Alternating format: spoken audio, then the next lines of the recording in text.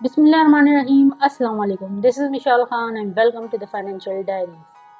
Trading में candlestick patterns को समझना एक ट्रेडर के लिए उसी तरह ज़रूरी है जिस तरह रोड पे एक ड्राइवर को रोड साइंस समझना। हर कैंडल एक स्टोरी बताती है, बायर्स और सेलर्स के बीच में पूरा बैटल शो करती है। तो इस सीरीज में हम स्टेप बाय स्टेप सीखेंगे कैंडलस्टिक पैटर्न्स को, ताकि आप चार्ट को देखते ही मार्केट का सेंटिमेंट समझ जाए। ये सीरीज 3 पार्ट्स में डिवाइडेड है। Number 1 single candlestick pattern, number 2 double candlestick pattern and number 3 triple candlestick pattern. तो वीडियो को एंड तक ज़रूर देखना, क्योंकि हर कैंडलस्टिक पैटर्न एक मैसेज देता है जो हर मूव को होने से पहले ही प्रिडिक्ट कर देता है और आपको सिग्नल मिल जाता है कि मार्केट किस तरफ मूव करने वाली है। तो चलिए वीडियो स्टार्ट करते हैं। तो आज हम बात करने वाले हैं कैंडलस्टिक पैटर्न्स के बारे में, और स्पेसिफिकली इस क्लास में हम बात करेंगे सिंगल कैंडलस्टिक पैटर्न्स के बारे में।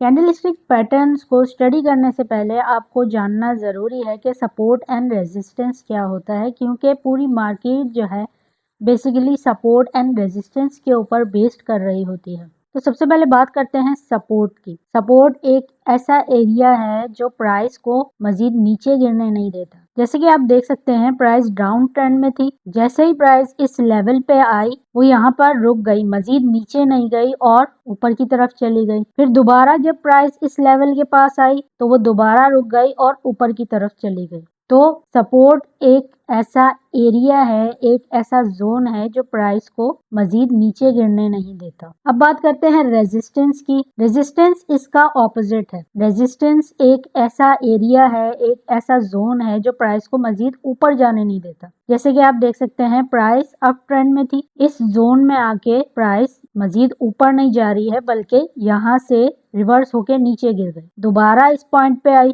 दोबारा नीचे गिर गई। तो रेजिस्टेंस एक ऐसा जोन है जो प्राइस को मजीद ऊपर जाने नहीं देता। अगर मैं अपनी खुद की एग्जांपल ले लूं, और अगर मैं अभी चेयर पे बैठी नहीं हूं तो चेयर मेरा सपोर्ट है। अगर मैं फ्लोर पे खड़ी हो जाऊं तो फ्लोर मेरा सपोर्ट बन जाएगा, क्योंकि फ्लोर मुझे मजीद नीचे जाने नहीं देगा। फ्लोर के नीचे कैसे जा सकते हैं? या तो स्टेयर्स लेके जा सकते हैं, या तो अगर फ्लोर टूट जाए तो जा सकते हैं। और इसी तरह अगर मैं जंप करूं और सीलिंग से जाकर टकरा जाऊं तो सीलिंग मुझे मजीद ऊपर जाने नहीं देगी। अगर मुझे सीलिंग के ऊपर जाना है तो या तो मैं स्टेयर्स ले सकती हूँ, या सीलिंग अगर टूट जाए तो शायद मैं ऊपर चले जाऊं, which is not possible. It's just an example. इसमें एक और बात ये नोट करने की है कि जब प्राइस बार बार किसी सपोर्ट के या रेजिस्टेंस लेवल के बीच में घूम रही होती है तो एक वक्त आता है कि प्राइस इधर सपोर्ट जोन को तोड़ देती है या फिर रेजिस्टेंस जोन को तोड़ देती है। जैसे कि इस केस में क्या हुआ है कि प्राइस ने रेजिस्टेंस जोन को यहाँ पर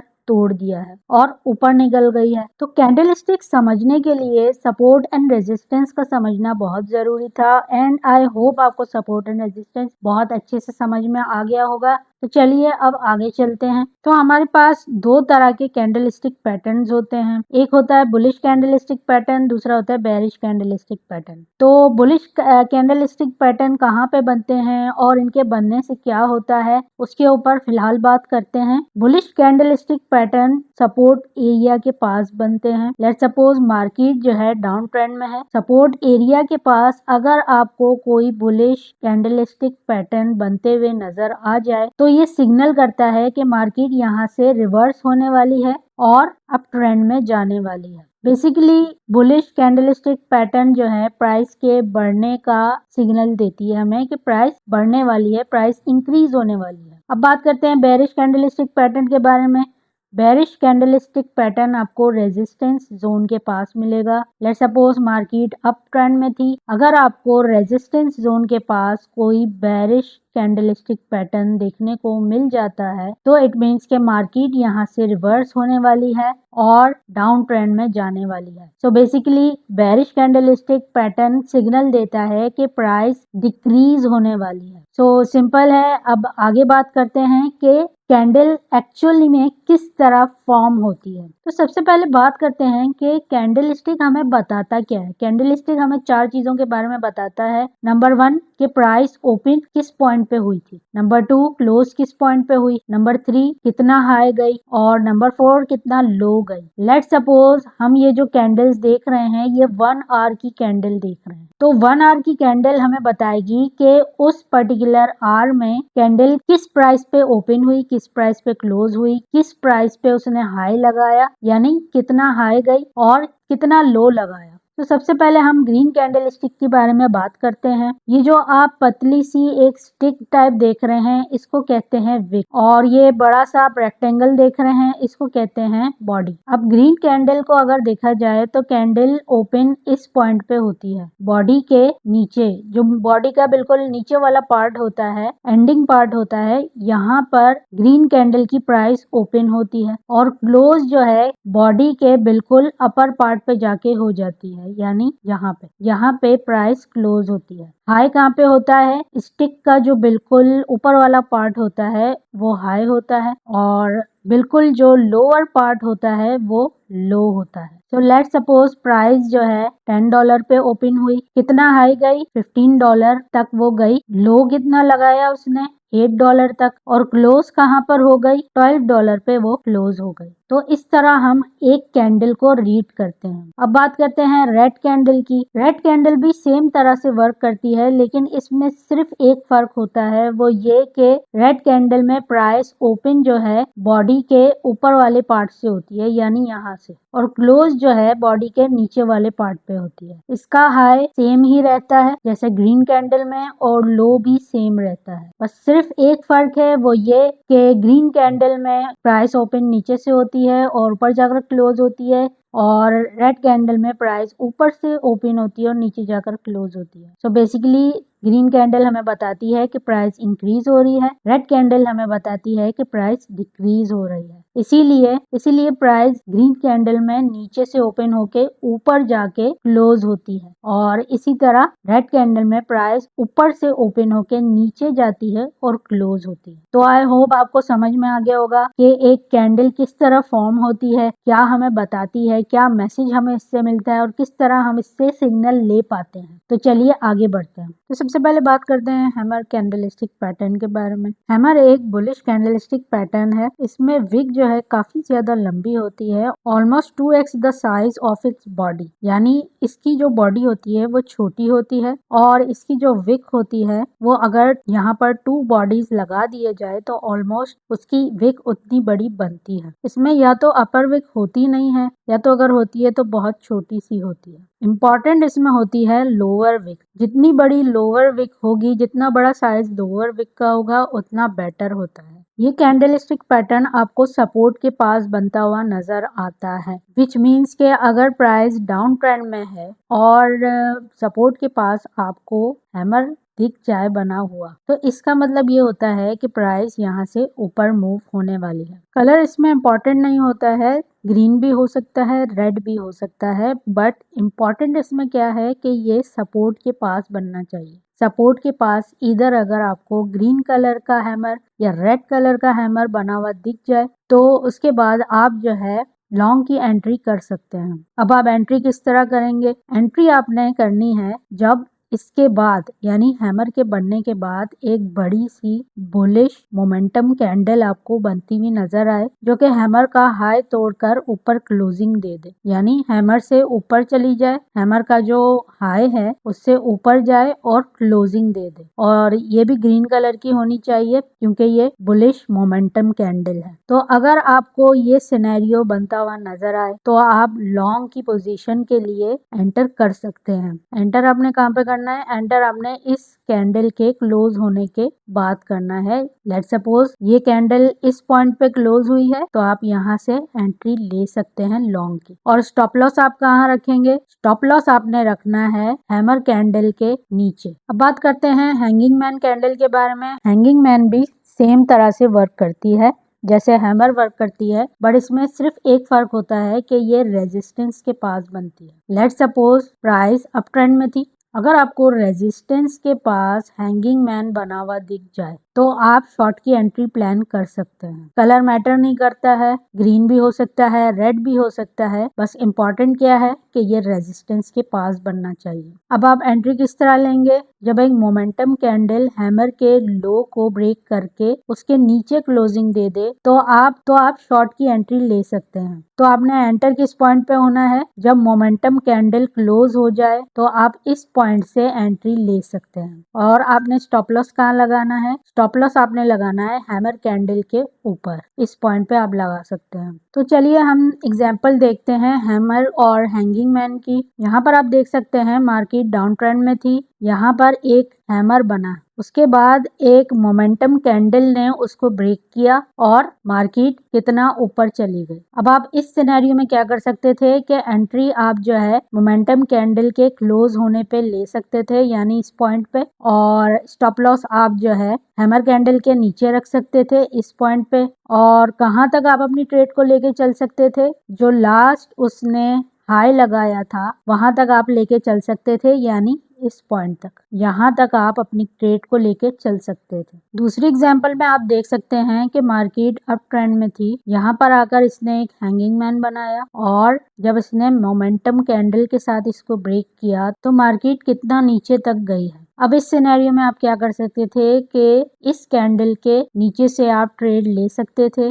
और स्टॉप लॉस आप जो है हैंगिंग मैन के ऊपर रख सकते थे इस पॉइंट पे। और ट्रेड को आप कितना लंबा लेके जा सकते थे? इट डिपेंड्स, क्योंकि यहाँ पर मेरे पास पूरा सिनेरियो इस वक्त है नहीं, तो यहाँ तक तो आप डेफिनेटली इसको चला सकते थे। इसके बाद जो है आप देखते कि लास्ट उसने लो कहाँ लगाया था। अगर यहाँ लगाया होता तो आप मजीद यहाँ तक लेकर उसको चल सकते थे। तो आई होप आपको ये समझ में आ गया होगा कि एंट्री एग्जिट किस तरह करना है, स्टॉप लॉस कहाँ लगाना है। तो चलिए अब आगे बढ़ते हैं। अब बात करते हैं इन्वर्टेड हैमर और शूटिंग स्टार की। Inverted hammer bullish candlestick pattern होता है। इसमें जो है अपर विक काफी ज्यादा बड़ी होती है, almost 2x the size of its body. इसकी बॉडी छोटी होती है। लोअर विक या तो नहीं होती है या तो छोटी सी होती है। And lower wick doesn't matter, colour also doesn't matter because red भी हो सकती है, ग्रीन भी हो सकती है। व्हाट मैटर्स इज कि ये आपको मिलेगी सपोर्ट के पास। Let's suppose market downtrend में थी, अगर आपको एक इन्वर्टेड हैमर यहाँ पर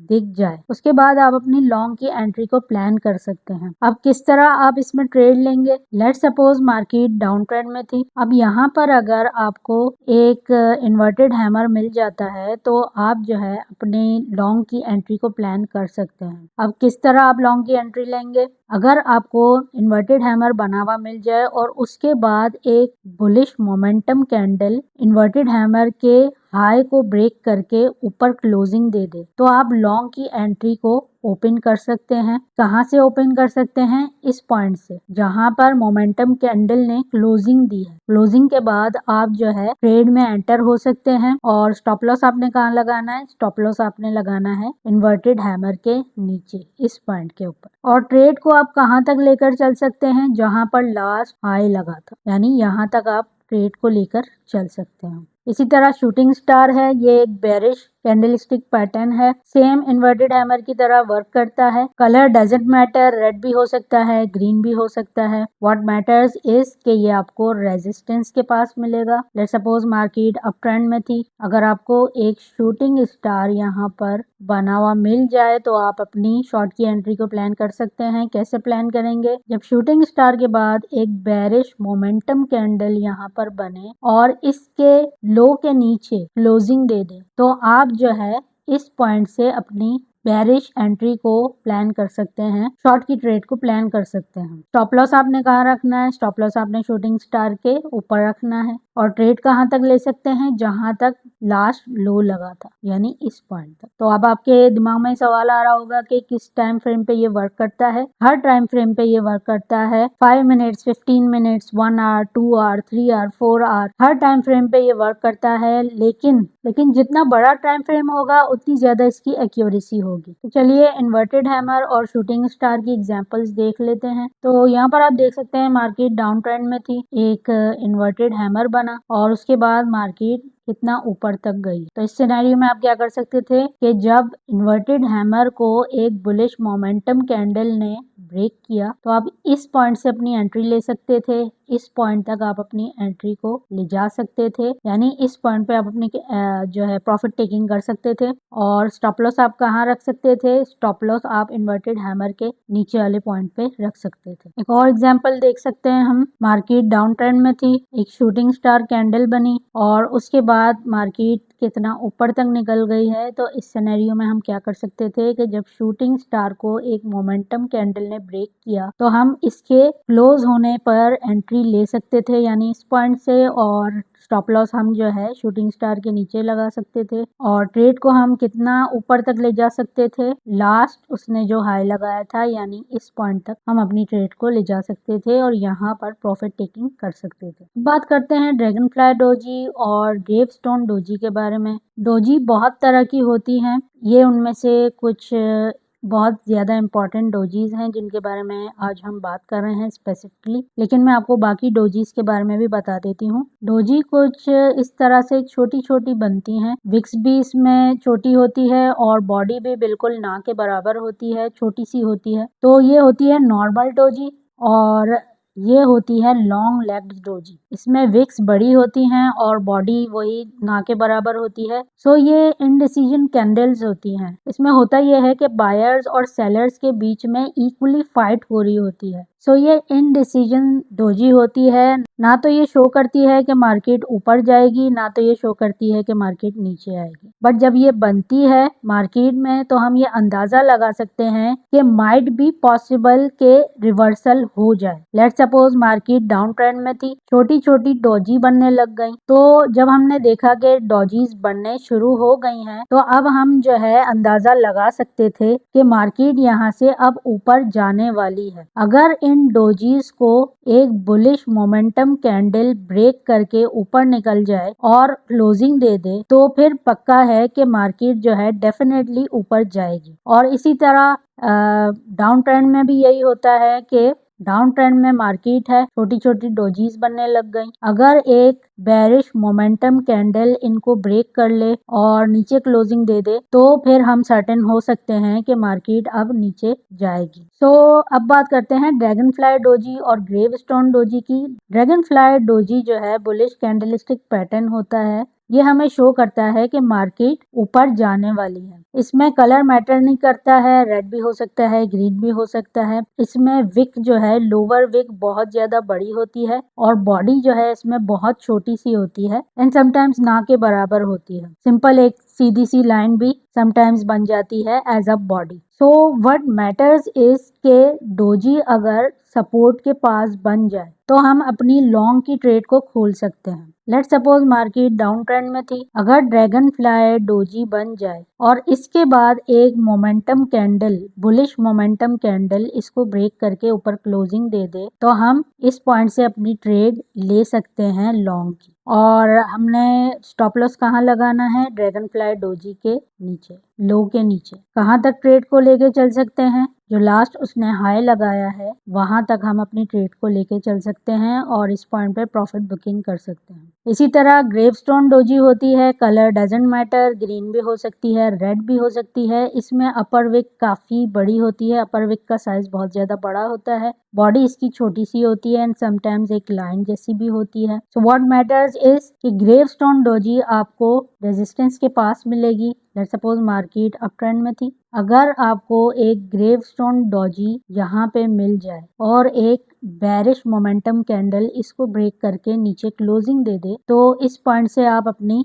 शॉर्ट की ट्रेड ले सकते हैं। कहाँ तक लेके चल सकते हैं? लास्ट जो लो लगाया था वहां तक आप लेके चल सकते हैं। यहाँ पे प्रॉफिट बुकिंग और स्टॉप लॉस आपने कहाँ लगाना है? ग्रेवस्टोन डोजी के हाई के ऊपर, यानी यहाँ पे। तो काफी अच्छे से ये वर्क करती हैं, बट इनमें मेन चीज क्या है कि आपने बुलिश मोमेंटम कैंडल को बनने देना है, उसकी क्लोजिंग होने देनी है। क्लोजिंग के बाद आप ट्रेड में एंटर हो सकते हैं। दूसरा इंपॉर्टेंट पॉइंट क्या है कि जब भी कोई बुलिश कैंडलस्टिक पैटर्न हो तो आपने देखना यह है कि वो अपने सपोर्ट के पास बन रहा है या नहीं बन रहा, और जब भी कोई बेरिश कैंडलस्टिक पैटर्न हो तो आपने ये देखना है कि वो अपने रेजिस्टेंस के पास बन रहा है या नहीं बन रहा। अगर वो बीच में कहीं पे बन रहा है पैटर्न, जैसे यहाँ पे बन जाए, यहाँ पे बन जाए, तो आपने ट्रेड में एंटर नहीं होना है। कैंडलस्टिक पैटर्न्स को वर्क करने के लिए जरूरी है कि वो इधर सपोर्ट के पास बने या फिर रेजिस्टेंस के पास बने। तो चलिए अब हम एग्जांपल देख लेते हैं। आप यहाँ पे देख सकते हैं मार्केट डाउन ट्रेंड में थी, यहाँ पर ड्रैगन फ्लाई डोजी बन गई। अब जब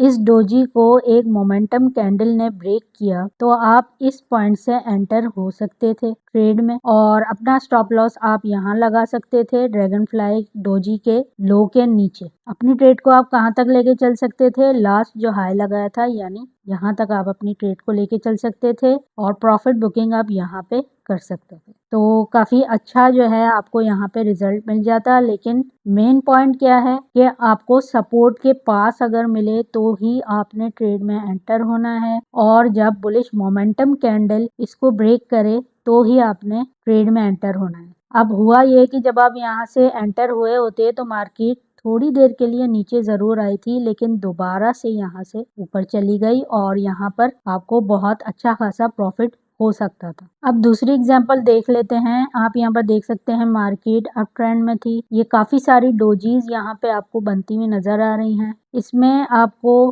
ग्रेव स्टोन डोजी भी बनती हुई नजर आ रही है। ये है ग्रेव स्टोन डोजी। तो यहाँ पर जो है आप देख सकते हैं कि बुलिश मोमेंटम कैंडल ने इसको ब्रेक किया है और नीचे क्लोजिंग दे दी है। तो आप इस पॉइंट से एंटर हो सकते थे और अपनी ट्रेड को आप कहाँ तक लेकर चल सकते थे, लास्ट लो जो लगाया था आप वहां तक अपनी ट्रेड को लेके चल सकते और यहाँ पर आप अपनी प्रॉफिट बुकिंग कर सकते थे। अब बात करते हैं बुलिश स्पिनिंग टॉप के बारे में और बेरिश स्पिनिंग टॉप के बारे में। इनमें भी सेम चीज है कि कलर मैटर नहीं करता है। बुलिश स्पिनिंग टॉप एक बुलिश कैंडलस्टिक पैटर्न है और आपको कहाँ मिलेगा, सपोर्ट के पास मिलेगा। मार्केट डाउन ट्रेंड में थी, अगर आपको एक बुलिश स्पिनिंग टॉप दिख जाए और बुलिश मोमेंटम कैंडल इसको ब्रेक करके ऊपर क्लोजिंग दे दे, आप यहाँ से अपनी ट्रेड उठा सकते हैं और स्टॉप लॉस आप यहाँ पे लगा सकते हैं। प्रॉफिट बुकिंग आप लास्ट हाई के पास कर सकते हैं। बुलिश स्पिनिंग टॉप में होता ये है कि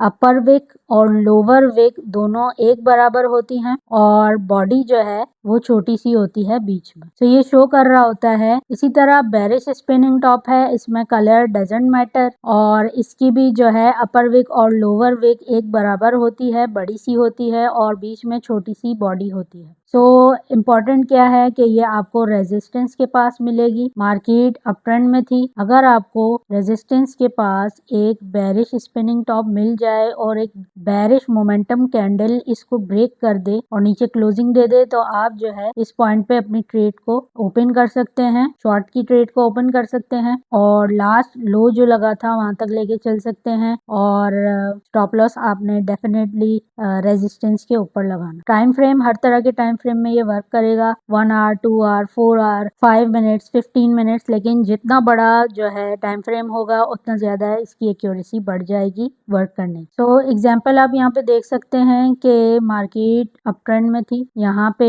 बेरिश स्पिनिंग टॉप बना, मोमेंटम कैंडल ने इसको ब्रेक किया, नीचे क्लोजिंग दी, आप इस पॉइंट से अपनी ट्रेड को उठा सकते थे और कहाँ तक लेके चल सकते थे, लास्ट लो जो लगाया वहां तक आप अपनी ट्रेड को लेके चल सकते थे और आप देख सकते हैं कितना बड़ा इसने प्रॉफिट दिया है। यहाँ पर आप अपनी प्रॉफिट बुकिंग कर सकते थे और स्टॉप लॉस आप कहाँ लगा सकते थे, स्पिनिंग टॉप के ऊपर, यानी यहाँ पे कहीं पे रेजिस्टेंस होगा, रेजिस्टेंस के ऊपर आपने थोड़ा सा ऊपर जाके थोड़ा सा स्पेस छोड़ के आपने स्टॉप लॉस अपना लगाना है। यहाँ पर एक और एग्जांपल आप देख सकते हैं, मार्केट डाउन ट्रेंड में थी, यहाँ पर बुलिश स्पिनिंग टॉप बना, इसको मोमेंटम कैंडल ने ब्रेक किया है, ऊपर क्लोजिंग दी है, इस पॉइंट से आप ट्रेड में एंटर हो सकते थे और ट्रेड को आप लास्ट स्विंग हाई तक लेकर जा सकते थे। तो आप देख सकते हैं कि कितना बड़ा इसने प्रॉफिट दिया है और स्टॉप लॉस आप कहाँ लगा सकते थे। अब यहाँ पर एक पॉइंट बहुत गहराई में जाकर समझने का है, वो ये है कि सपोर्ट हमारा यहाँ पर होता, ठीक है। अब आप देख सकते हैं कि